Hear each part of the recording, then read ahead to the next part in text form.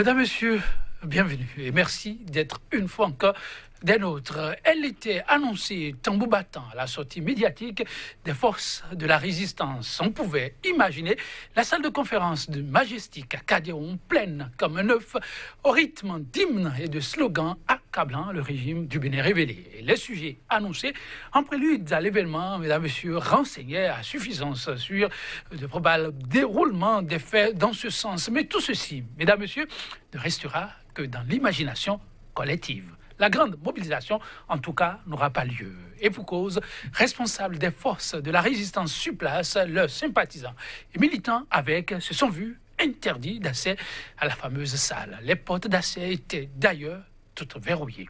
La démonstration de force, donc, vouée à l'échec. Grande mobilisation manquée au Bénin des forces de la résistance, manœuvre de déstabilisation ou l'opposition en mode victimisation.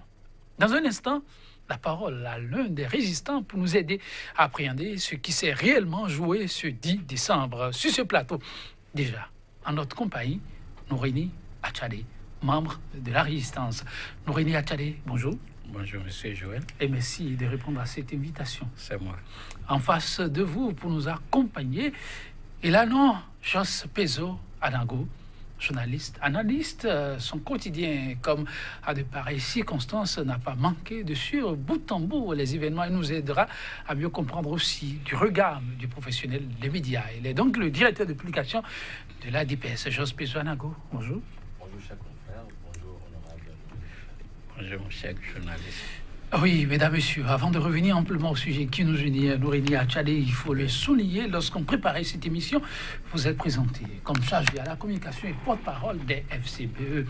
On a accepté vous accompagner puisque vous l'avez dit sur cet angle. Le titrage porte effectivement ce nom, mais une clarification s'impose pour nos nombreux téléspectateurs. Nous avons suivi cette note-là qui mentionne que désormais, Nourini Achadé n'est plus porte-parole des FCPE, signé Paul Rompé. Qu'en est-il exactement? Merci beaucoup et je ne voudrais pas rajouter à la polémique parce que nous sommes dans une posture qui vient bien rassembler les FCPE et non une posture de division qui profite à certaines personnes qui aujourd'hui, tant bien que mal, survivent par rapport à la situation qui existe aujourd'hui en notre sein. Donc, je voudrais tout simplement vous dire que je ne suis pas nommé porte-parole de FCPE chargé de communication. Vous n'êtes pas nommé. Je ne suis pas nommé. Vous avez été élu, vous l'avez dit, j'ai été élu au congrès de Parakou. Et pour me retirer ce titre, il va falloir qu'on retourne à un congrès. Et à ce que je sache, vous n'avez pas encore été convoqué ou invité à un congrès de FCPE où nous avons changé la direction du parti FCPE. Donc, alors si aujourd'hui se trouve que nous avons un responsable politique qui se donne le pouvoir de retirer les attributions des membres, je crois qu'il répondra lui-même de sa forfaiture. Et je ne suis pas nommé, tout simplement, et je suis élu à un congrès, au même titre que celui qui menace de me sanctionner parce qu'au Bénin, le ridicule ne tue plus et tout le monde peut se prévaloir de ce qu'il n'est pas. Donc, alors, vivement l'unité que vous prenez. Je suis dans la posture de quelqu'un qui veut que FCPE vive, que FCPE continue de vivre dans l'unité de ses membres fondateurs, de ses sympathisants et le grand ensemble tant adulé par le peuple béninois que FCBE continue de survivre. Vivement qu'il en soit ainsi pour la formation politique. Nous revenons avec votre permission à ceux qui nous unissent ce matin.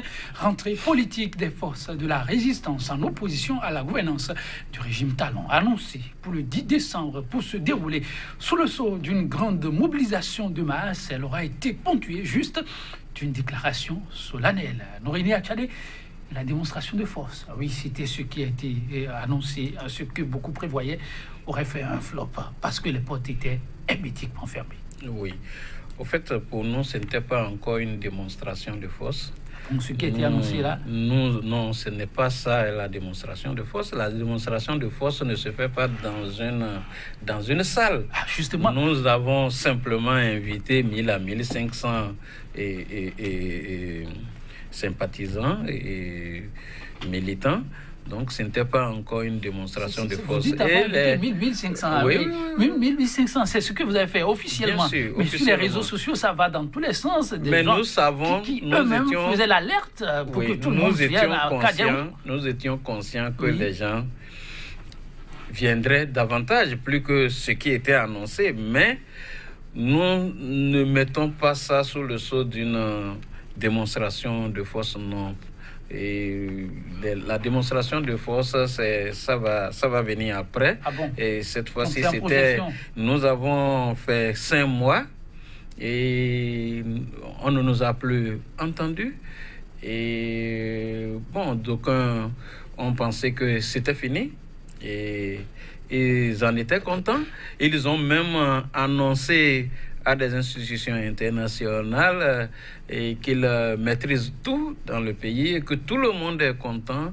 Donc on a simplement voulu attirer l'attention pour dire que ce n'est pas fini et que le Bénin est dans une situation de précaire et sous un volcan qui risque de nous emporter tous si rien n'est fait. Donc c'est tout simplement l'alerte qu'on voulait faire et pour le moment ce n'était pas encore les grandes démonstrations. L'alerte de vous avez dit dans une salle de classe, dans une salle de conférence. Dans une salle de conférence, effectivement, nous avons depuis le vendredi 6 décembre fait réserver la salle en payant une avance.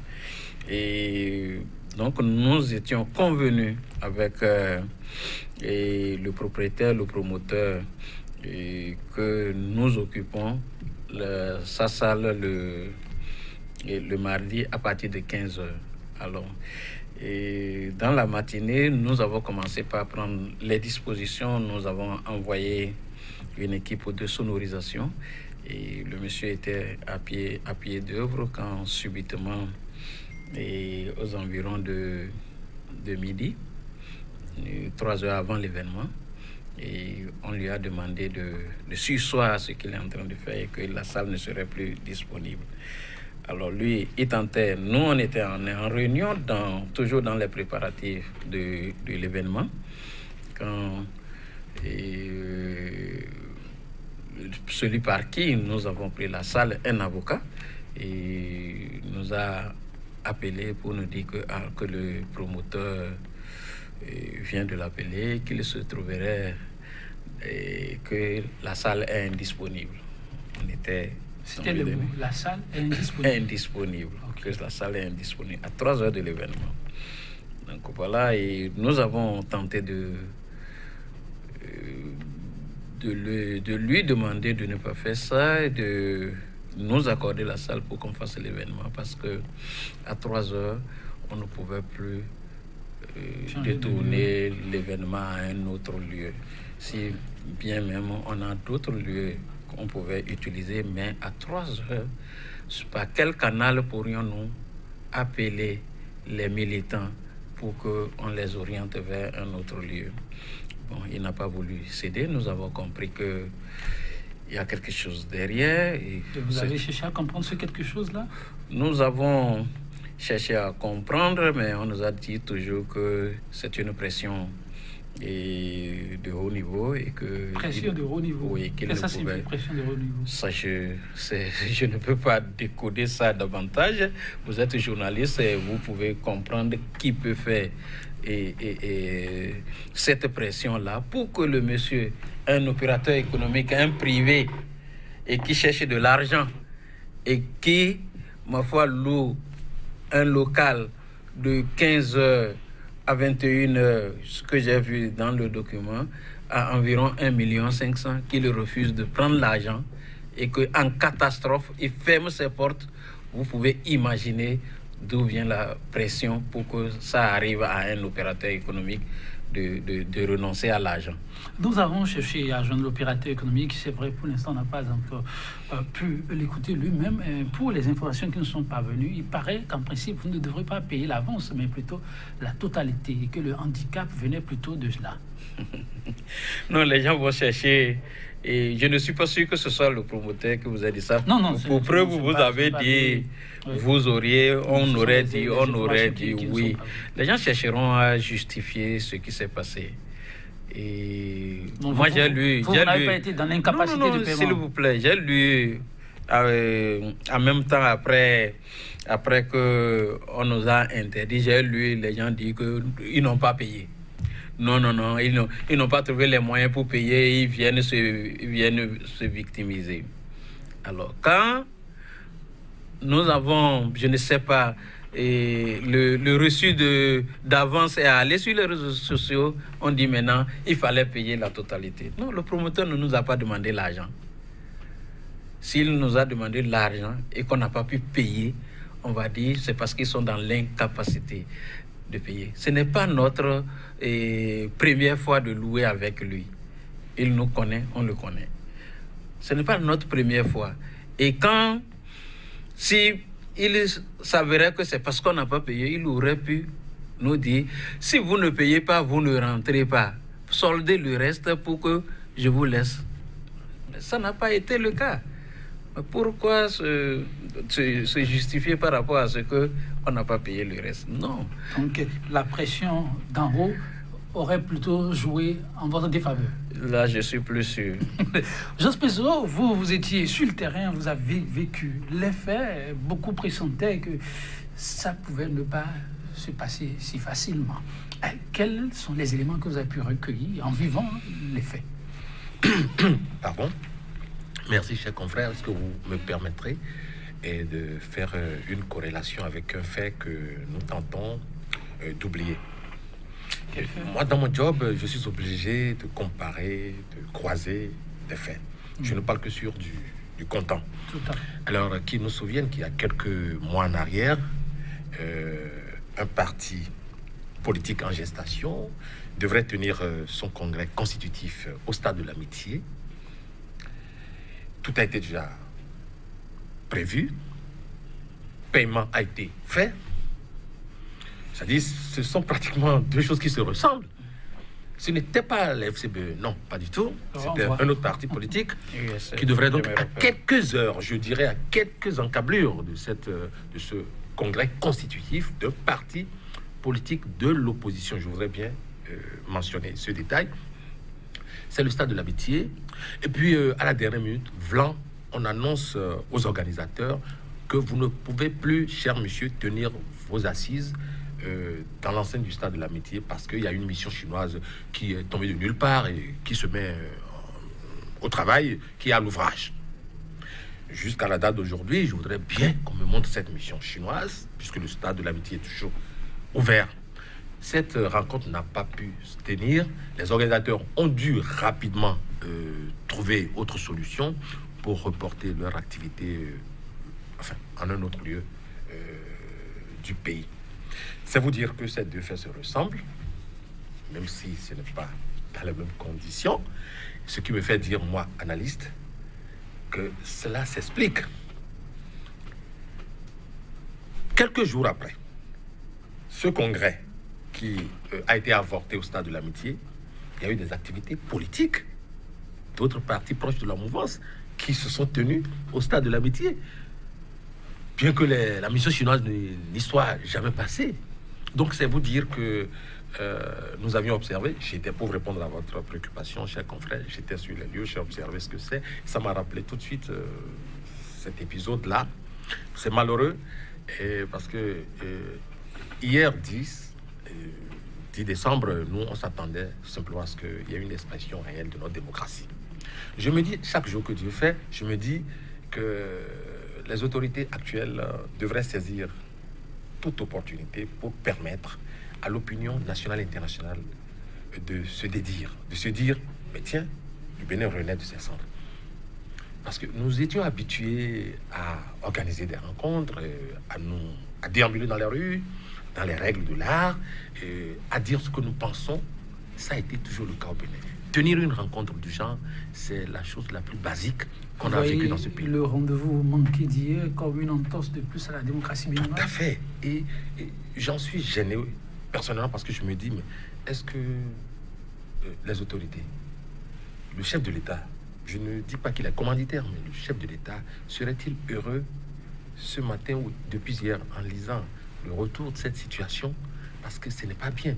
Lui qui ne rate aucune occasion pour rappeler ce qu'il aurait vécu, c'est-à-dire les contraintes qui auraient été les siennes dans un passé récent, peut-il encore aujourd'hui permettre à ce que cela puisse se faire sous son pouvoir?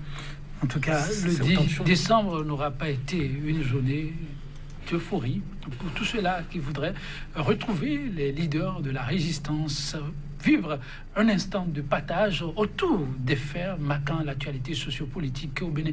Nouréni Achadé, mais avec un peu de recul, est-ce que, en toute franchise, vous n'auriez pas vous-même créé sciemment, orchestré tout ceci dans un contexte où c'était pas évident? Votre vis-à-vis a rappelé un fait, mais après ce fait, il y a eu d'autres faits avec la résistance où des rangs de vous n'ont pas pu se tenir. Il y avait eu des pressions. Quand on vient de si loin, on veut tenir une rencontre comme celle-là et on y tient. Est-ce qu'on a besoin de faire tout ce bruit-là, des messages sur les réseaux sociaux, appels par-ci, par-là, à la mobilisation? N'auriez-vous pas organisé tout ceci exprès pour que le pouvoir, peut-être, je ne tombe jamais, fasse une petite erreur de plus? C'est au pouvoir de ne pas faire d'erreur. Vous avez dit pour que le pouvoir fasse d'erreur. Nous sommes de l'opposition et vous avez vu, on aurait pu laisser passer qu'on serait simplement en train de parler de l'événement. Il y a eu hier 2 événements par la force des choses. 2 événements par la force des choses. Par la force des choses. Et il y a l'interdiction qui est un événement dont on est en train de commenter tout à l'heure, mais il y a aussi la déclaration de l'opposition qui en est un autre.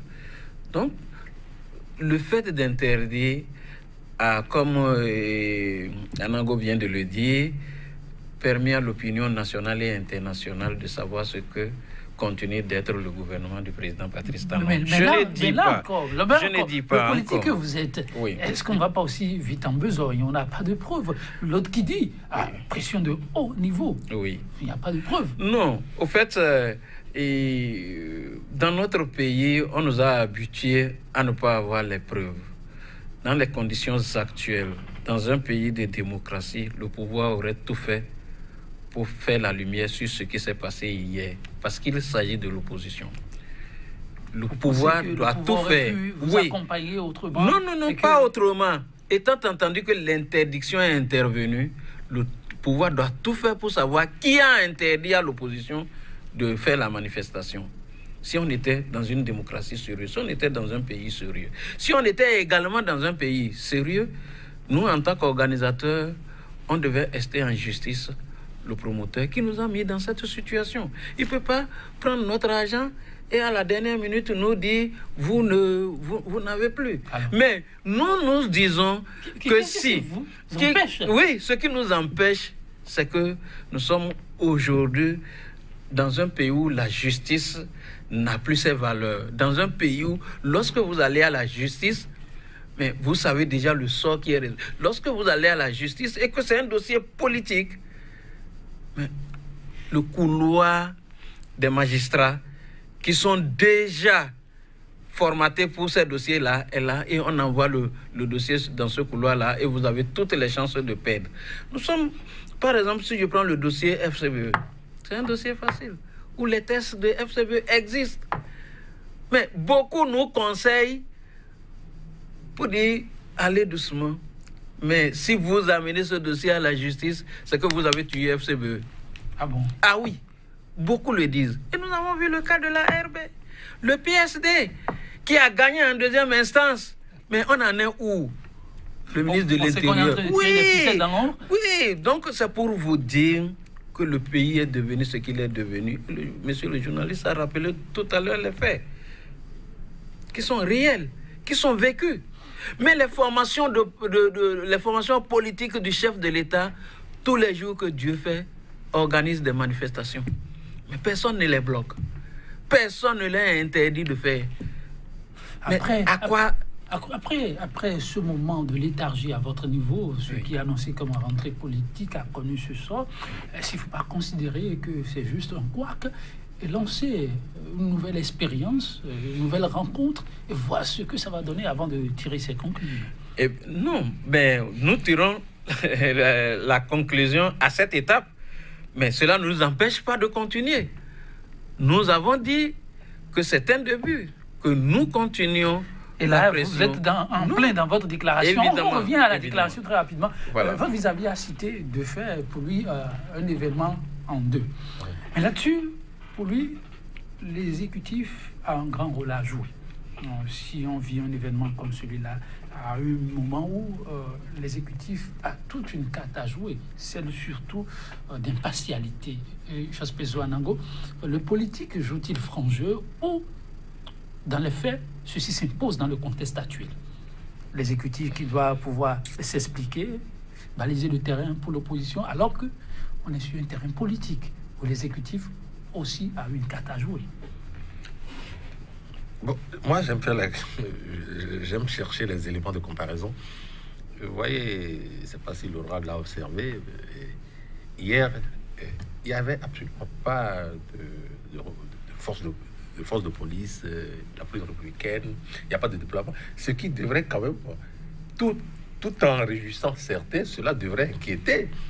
Parce qu'on connaît la force de frappe de cette résistance-là, sa capacité de mobilisation, cela est clair. Depuis quelques jours déjà, ça faisait un boucan fou sur les réseaux sociaux. Donc, moi, de mon point d'analyse, je me dis, ben, on n'a pas jugé nécessaire, n'est-ce pas, de déployer ce que nous avons l'habitude de constater comme force de l'ordre, police républicaine et tout le reste, y compris de gros camions spécialisés dans la maîtrise des foules. On n'a pas jugé nécessaire de le faire parce que peut-être savait-on qu'il n'y aura pas d'événement. Ce sont des faits qui ne mentent pas. Donc, à observer, on s'est dit, bon ben, c'est comme quelqu'un était déjà dans son bureau et s'est dit satisfait qu'il n'y aura rien, vous n'avez pas besoin de vous déployer. Et effectivement, c'était le cas. Mais écoutez, ailleurs, comme l'a dit l'honorable, dans un pays qui se respecte, le pouvoir avait tout intérêt à même faciliter ce genre d'événement. En quoi faisant? En ne faisant aucune pression sur qui que ce soit. Et la rencontre devrait se tenir. Au cas où le promoteur aurait fait faux bond de son propre chef, il existe tout un arsenal pour le ramener à la raison, sans que ce soit les organisateurs qui le fassent. Même le chef quartier ou le responsable politique immédiat ou même le ministre de l'Intérieur pouvait déjà s'imprégner du dossier, interpeller les organisateurs, leur dire qu'est-ce qui s'est passé et prendre le dossier en main. Cela n'a pas été fait parce que quelque part, ça va conforter la thèse que quelqu'un est heureux à ce que cela ne se tienne point. Je ne saurais accuser le pouvoir ni les démembrements du pouvoir, mais il y a des faits qui ne trompent pas. Le territoire sur lequel l'activité devrait avoir lieu est tout un symbole. Tout un symbole. C'est tout un symbole. Kadian est devenu aujourd'hui un lieu mythique, qu'on ne le veuille pas. Les organisateurs ne sont pas de la mouvance. C'est l'opposition. Qu'on l'appelle résistance ou pas, c'est l'opposition. Et on sait, et pour ceux qui font semblant de ne pas le savoir, l'opposition ne se résume pas en la personne de Norénie Tchadé, encore moins de Guy Mitopé, ou qui sais-je encore. L'opposition, c'est en fait toute cette vague de personnes, c'est-à-dire cette majorité silencieuse. C'est leur gouvernail, c'est ma lecture.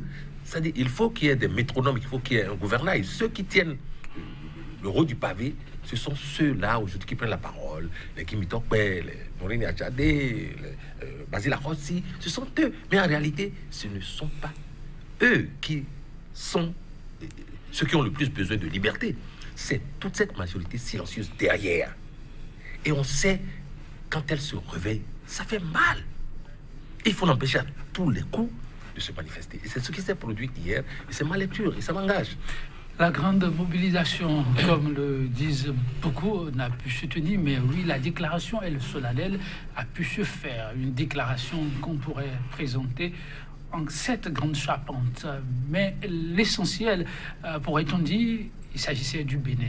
Le Bénin, à travers le porte-parole, peut-on dire, de la résistance porte-parole occasionnelle, Basile Arossi, en substance, disait, le Bénin aujourd'hui n'est plus seulement en crise de démocratie, mais aussi de façon ostensible et ostentatoire, confiné au désespoir, à l'impasse et au chaos.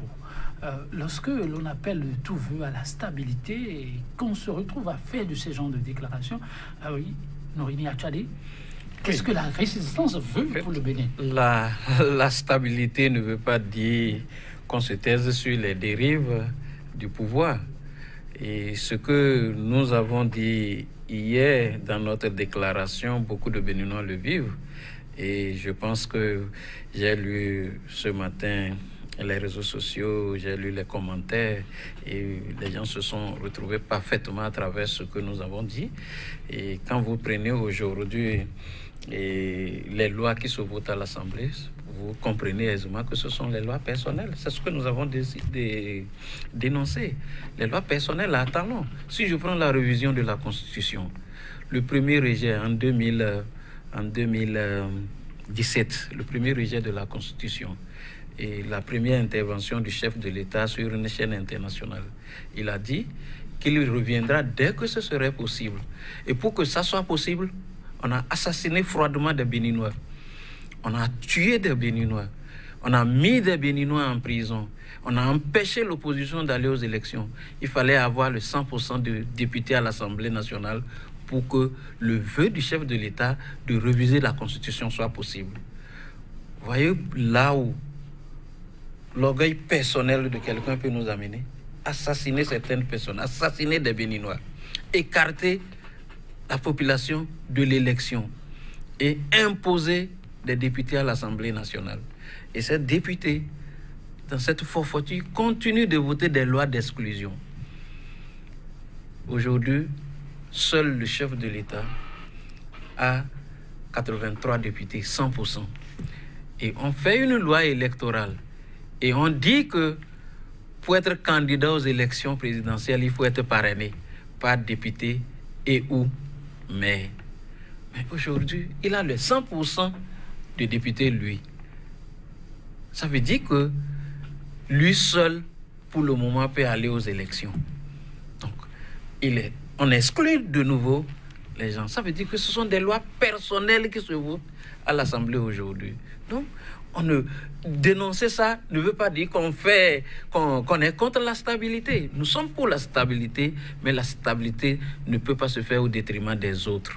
Mais lorsque je prends la situation aujourd'hui, la crédibilité de notre pays, Monsieur Joël, la crédibilité de notre pays sur le plan national et international, lorsque nous apprenons que un conteneur de drogue serait arraisonné en Uruguay et ce conteneur serait manifesté pour le Bénin. Et quand on cite le nom du Bénin, Bénin avec plus de 3 tonnes de cocaïne, quelle devait être la responsabilité d'un gouvernement sérieux? C'est de clarifier la situation avec diligence, de clarifier et que la criette s'auto-saisisse. Comment elle l'a bien fait dans le dossier, s'il vous plaît. Clarification, dans le demander que tout le monde se calme et que le gouvernement. Mais on se calmera dès qu'on sentira que le gouvernement est en train de faire quelque chose pour que ce dossier soit clarifié. Donc, pourquoi, dans le dossier de 18 kg de cocaïne, on a fait autant de diligence pour envoyer quelqu'un à 20 ans de prison? Pourquoi on a les petits gens qui ont on dit 1 gramme de kilogramme, ceci, on a dit qu'on a assaini ça, qu'au Bénin on n'entend plus parler de ça parce qu'il a la criette. Pourquoi ces gens-là sont punis de façon sévère? Je suis d'accord qu'on le fasse, mais pourquoi quand il s'agit de 3 tonnes et quelques, on ne ferait pas la même diligence? Si l'Uruguay est en train de salir l'image de notre pays, qu'on sente que le gouvernement du Bénin a saisi les institutions internationales pour faire laver l'image du Bénin. Je suis béninois. Je ne peux pas accepter qu'on dise que mon pays est la plaque tournante de la drogue. Je crois que ce n'est pas bien pour moi.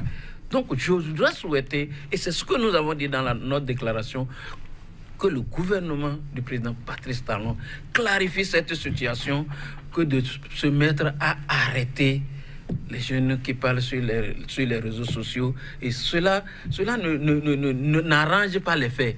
Dans ce même pays, ces mêmes jeunes-là ont traité Adjavon de tous les noms. Mais il y a 2 citoyens au Bénin, il y a des citoyens à part et d'autres qui sont à part. Ils ont traité le président Sébastien Adjavon de tous les noms d'oiseaux. De ce qu'on ne peut même pas dire d'un homme du niveau de Sébastien Adjavon. Il est dealer, il est ceci. En ce moment-là, ils étaient où? Et pourquoi n'a-t-on pas fait la même chose? Pourquoi n'a-t-on pas arrêté les gens en ce moment-là pour ces déclarations? Non, c'est pas bien. Ce qui se passe dans notre pays n'est pas bien, c'est révoltant.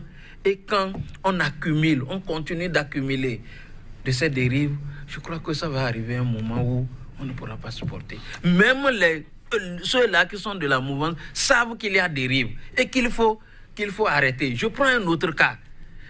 Un kidam qui serait parti avec 4 milliards. Qu'est-ce que Liadi a fait de plus grave? Qu'est-ce que Komikuti a fait de plus grave?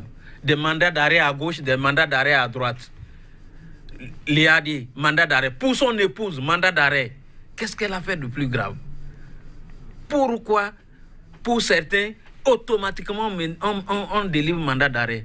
Pourquoi on ne fait pas la même diligence pour clarifier le dossier des 4 milliards? On ne dit pas que ce n'est pas 4 millions, mon cher ami. 4 milliards. Là, je suis profondément touché parce que on m'a saigné à blanc pour payer les impôts dont je ne suis même pas responsable pour avoir mon quitus fiscal. Et qu'un individu se mette à arracher cet argent-là pour aller ailleurs, puisque l'argent n'a pas de couleur. On ne peut pas dire que ce n'est pas mes impôts qu'il a ramassés, même si c'est pour le pays.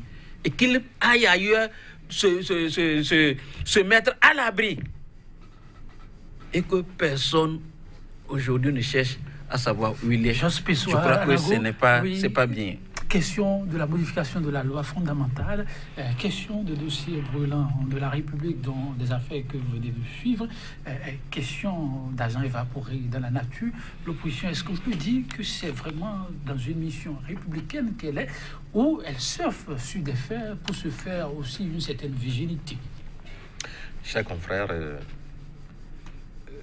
l'honorable vient de citer un certain nombre de faits qui ne vous sont pas étrangers.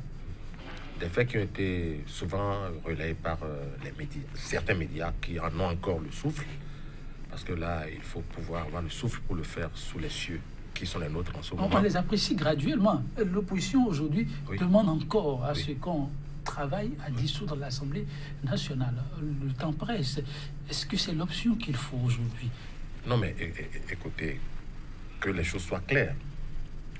Au départ, l'opposition a posé un certain nombre de conditions. Avant même les élections exclusives, l'opposition dans son ensemble avait exprimé un certain nombre de préoccupations. Et rien n'a été satisfait, les élections ont eu lieu. On a vu le résultat, ou les résultats si on veut. L'opposition est restée droite dans ses bottes jusqu'alors. Elle n'a pas varié, elle a dit que ces élections ne l'engage. C'est justement là la question. L'opposition a-t-elle resté droit dans ses bottes jusqu'alors? Alors que, oui, mais à partir de ce qui a été fait, il y a d'autres attentes qui ont été posées et dissoudre l'Assemblée voudrait amener à remettre en cause une série de décisions et dates qui ont déjà été posées. Bon, mais alors là, c'est vous qui posez la question, certes, mais je suis tenté de me demander, de m'interroger sur le fait que lorsque des actes de non-droit qui sortent de la logique ou du bon sens se posent dans une république, doit-on se fermer les yeux là-dessus et que tout rentre dans l'ordre? Je pense que non. Ce qui a été mauvais, c'était ces élections. Et ça, la plupart des citoyens de ce pays le reconnaissent. Ces élections étaient mauvaises, n'ont pas été bien organisées. Et donc, est-ce que c'est parce que des élections qui ne sont pas bonnes, qui ont été organisées de cette façon-là, parce qu'elles ont pu se faire organiser, se tenir, pour autant, est-ce que ce sont des élections crédibles et que ce qui en est ici est crédible? Je dis non. Alors, que des citoyens se donnent pour tâche de rappeler cela chaque jour, est-ce qu'ils sont dans le vrai ou dans le faux? Ils sont dans le vrai. Est-ce que c'est parce que des députés 83 sont issus d'élections exclusives que déjà cela s'impose à tous? Je dis non aussi. Nous sommes dans un état de droit. Si on doit suivre le droit, c'est ce qui n'est que droit qui doit pouvoir se produire. Et donc, moi, l'opposition est dans son rôle et je ne vois pas pourquoi l'opposition... Alors là où on en est, la question de la dissolution de l'Assemblée, pour vous, elle s'impose toujours. L'opposition est dans son rôle. L'opposition dans son rôle. Oui. La question de l'affaire ô combien fumante de 3 tonnes de cocaïne, l'opposition est revenue là-dessus. Pour elle, il manque suffisamment d'informations. Le gouvernement n'a pas joué à fond sa partition. Pensez-vous que sur une question comme celle-là, on aurait pu voir le gouvernement beaucoup plus actif? Tout à fait. Et ceci, ce n'est pas pour nous vanter, mais la Dépêche était le tout premier quotidien au plan local à avoir révélé cette affaire. Oui. J'aide la famille en Uruguay. C'est ça. J'aide la famille en Uruguay. J'ai eu cette information le mercredi d'avant la publication. Je l'ai publiée le dimanche au soir. Oui. J'ai pris tout le temps de croiser les informations. J'étais à l'étranger, je suis revenu au Bénin. Personne n'en parlait. Ce n'est que le dimanche que j'ai tout étayé et j'ai publié l'information. Bien avant que les médias européens ne s'en saisissent pas par rapport à moi, mais que les médias européens s'en saisissent. Ce n'est que le jour suivant, aux alentours de midi par là. Mais ce que ça a semé en Uruguay, les Béninois qui étaient là ont fait le retour. Ce n'est pas bien. Alors, le gouvernement, à cette heure-ci, devrait déjà avoir des explications? Oui, devrait déjà être informé suffisamment. Mais en Uruguay, il n'y a pas eu moins de 4 autorités qui sont intervenues. Le préfet de police, le procureur, le ministre de la Défense. Non mais, c'est vous dire, c'est important. 3 tonnes de cocaïne, c'est important. Donc, toutes ces autorités sont mobilisées. Voilà le Bénin qui a été cité. Je suppose même que c'était une fausse affaire sur le Bénin, c'est une salissure sur le Bénin. Occasion rêvée pour les autorités du Bénin de se lever, communiquer là-dessus. Pourquoi pas le chef de l'État même? Pourquoi pas peut prendre la parole?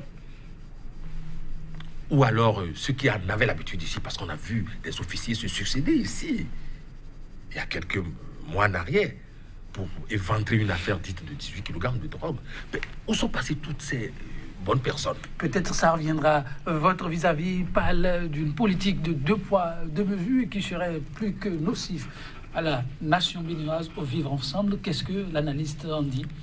Tout à fait, c'est une réalité, puisque au plan professionnel, nous vivons ça aussi. Il y a une politique de 2 poids, 2 mesures qui s'applique même aux médias. Ça, il faut aussi le dire. Donc, je le vis au jour le jour. Et donc, le Béninois lambda le vit tous les jours. Et donc, il va s'agir pour les gouvernants de faire en sorte que chaque Béninois puisse se sentir bien dans ce pays. Car aujourd'hui, le vivre ensemble a été totalement dépouillé de ce que ça peut avoir d'intéressant. La cohésion nationale en a pris un sacré coup. Parce qu'aujourd'hui, lorsque vous avez une affaire et que vous êtes proche de la mouvance, c'est une évidence que vous n'avez pas à craindre quoi que ce soit. On a vu ceux qui sont allés se réfugier sous le parapluie du pouvoir, alors qu'ils ont des casseroles. Ils ont plein de casseroles, mais ils sont allés se réfugier aujourd'hui sous le parapluie du pouvoir et ils n'ont rien. Ils ont bien fait d'ailleurs d'aller se réfugier sous le parapluie du pouvoir. Mais ceux, par contre, qui, pour peu qu'ils décident de critiquer la gouvernance, on a vu ce qui leur arrive. Et donc, dire qu'il y a une politique de poids, de mesure, ce n'est qu'un effet féministe. Alors, Nouréni Achale, il y a tant à dire, c'est la substance que vous ressortez tout à l'heure, mais il y a un mot très fort qui est sorti, qui n'aura laissé personne indifférent. On se demande, mais là où est-ce que la résistance va? Voilà, vous dites, aujourd'hui, on est dans les fers, et la résistance ne se laissera pas conduire à l'abattoir. Nous allons appeler le peuple à recourir à sa constitution et à jouer à fond sa partition. Vous parlez de quelle constitution? Elle aura vécu, celle de 90. Oui, la constitution de 90 a aujourd'hui, comme vous le savez, c'est son anniversaire, et 29 ans de vie. 29 ans. Vous, elle existe toujours? Elle existe toujours. Elle a 29 ans de vie aujourd'hui. Et vous imaginez qu'on réécrive une nouvelle constitution dans une seule nuit, qu'on utilise une seule nuit pour réécrire une nouvelle constitution. Vous imaginez ça? Et vous posez la question de savoir si, je reviens là-dessus, est-ce que l'opposition doit continuer de demander à dissoudre l'Assemblée nationale? Dans notre système juridique, l'Assemblée nationale et l'exécutif sont les institutions majeures. Je ne néglige pas les autres institutions, mais c'est l'exécutif et l'Assemblée nationale qui désignent les membres des autres institutions. Et lorsque l'exécutif, c'est une personne, c'est lui qui contrôle tout. Et lorsque c'est cette même personne de l'exécutif qui contrôle tout, qui nomme tout le monde à l'Assemblée nationale, ça veut dire que les institutions aussi sont, du coup, nommées. Ça veut dire quoi? Ça veut dire que il n'y a plus de contrôle de l'action du gouvernement. Il n'y a plus d'institutions de contre-pouvoir dans notre pays. Même aujourd'hui, je raconte ça à qui veut m'entendre. Il y a un vieux, la dernière fois qu'il m'a parlé, il disait, avant, si un président n'écoute pas la population, les gens disent, patientez, les élections arrivent, on va le corriger. Mais que dans le cadre de ce gouvernement que nous avons, que vous votez, que vous ne votez pas, il est élu. Et que qu'est-ce qu'il faut faire? Je dis, c'est à vous de prendre la décision avec nous. Vous imaginez ce que ça fait dans la tête de ce monsieur. C'est pourquoi, quand monsieur le journaliste Anago disait tout à l'heure que l'opposition, ce n'est pas Nouréni, ce n'est pas Guy Mitoka, ce n'est pas l'honorable Aossi, ce n'est pas ainsi de suite. Non. L'opposition à Patrice Talon, c'est le peuple béninois. C'est le peuple dans son ensemble.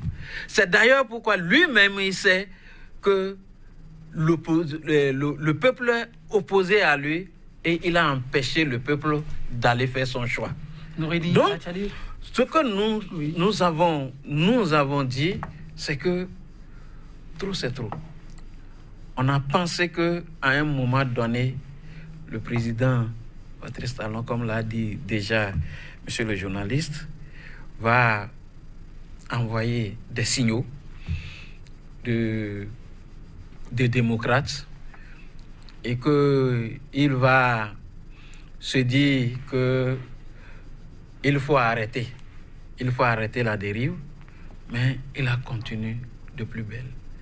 Il a trompé les gens en disant qu'il veut faire le dialogue, et dans les coulisses, on a dit non, que le président, il a dit il veut faire l'apaisement, il est d'accord pour l'apaisement, on ne va pas faire ceci, on va organiser les élections générales en 2020 ou en 2021 tout au plus, on va organiser les élections. Ils ont conduit les gens à l'abattoir, et je me rappelle les mots de ceux-là qui disaient que nous avons les mains liées. Oui, Nouréni Achale, vous avez fait cette sortie et vous annonciez les couleurs pour d'autres sorties. La résistance vit toujours, dites-vous. À quoi pourrait-on s'attendre dans les tout prochains jours? Et ensuite, vous concluez. Oui, je suis un membre de la Votre résistance. conclusion alors? Bon, je ne sais pas. Nous n'avons pas encore pris les décisions pour dire voilà ce qu'on fait exactement, mais vous aurez les jours à venir et en tout cas ce que nous aurons à faire, on va l'annoncer les jours à venir. Non, ma conclusion c'est de constater avec les Béninois que le président Patrice Talon ne veut pas changer et il veut exclure toute voix qui est contre sa gouvernance de la gestion du pays et des élections et que nous ne pouvons pas permettre que cela se passe. Merci beaucoup. En 15 secondes, vous. Oui, merci, cher confrère. Moi, je voudrais souhaiter que cela change vraiment. Merci beaucoup que cela change. On l'a entendu, 100% béné, ce sera tout. On se compagne sur cette citation du romancier poète français Robert Sabatier. Aller de désespoir en désespoir ne se conçoit pas sans quelques relais de l'espérance. Prenez soin de vous et à très bientôt.